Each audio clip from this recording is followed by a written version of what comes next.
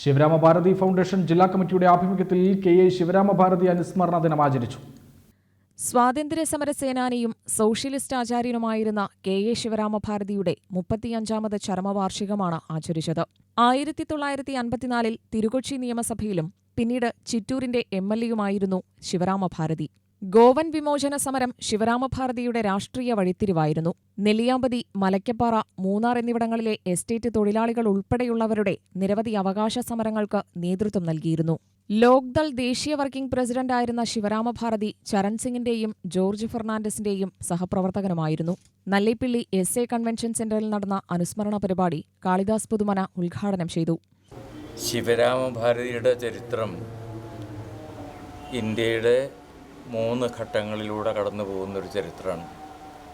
സ്വാതന്ത്ര്യ സമര പോരാളിയായി ജീവിതം ആരംഭിച്ചിട്ട് സ്വാതന്ത്ര്യാനന്തര ഇന്ത്യയിലെ കേരള സംസ്ഥാനത്തിൻ്റെ ഒരു ജനപ്രതിനിധിയായി ഇവിടുത്തെ അടിസ്ഥാന വർഗത്തിൻ്റെ നിത്യജീവിതത്തിലെ പ്രശ്നങ്ങളെ അഭിസംബോധന ചെയ്തിട്ടുള്ള ഒരു ജനകീയ നേതാവാണ്. എല്ലാ അർത്ഥത്തിലും അഭിസംബോധന ചെയ്തിട്ടുള്ള ഒരു ജനകീയ നേതാവാണ് ശിവരാമഭാരതി.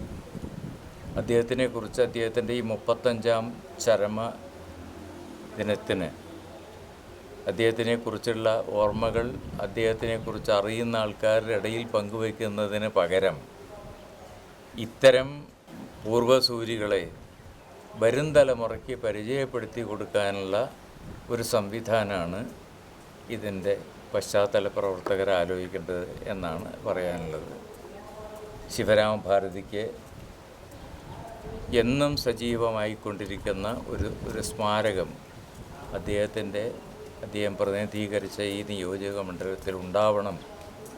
അവിടെ ഈ സോഷ്യലിസ്റ്റ് രാഷ്ട്രീയ പ്രവർത്തനങ്ങളെക്കുറിച്ച്, അതിൻ്റെ മൗലികതയെക്കുറിച്ച്, അതിൻ്റെ ചരിത്ര പശ്ചാത്തലത്തെക്കുറിച്ച് ഒക്കെ ഈ വരും തലമുറയ്ക്ക് പകർന്നു കൊടുക്കാനുള്ള അഭ്യസ്തവിദ്യരായിട്ടുള്ള ആൾക്കാരും ഉണ്ടാവണം എന്നാണ് എനിക്ക് ഈ സന്ദർഭത്തിൽ പറയാനുള്ളത്. President A. രാമചന്ദ്രൻ അധ്യക്ഷനായി. Secretary G. വെള്ളിയങ്കിരി സ്വാഗതം പറഞ്ഞു.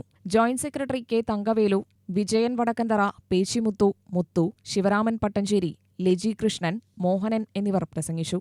UTV news, Palakkad.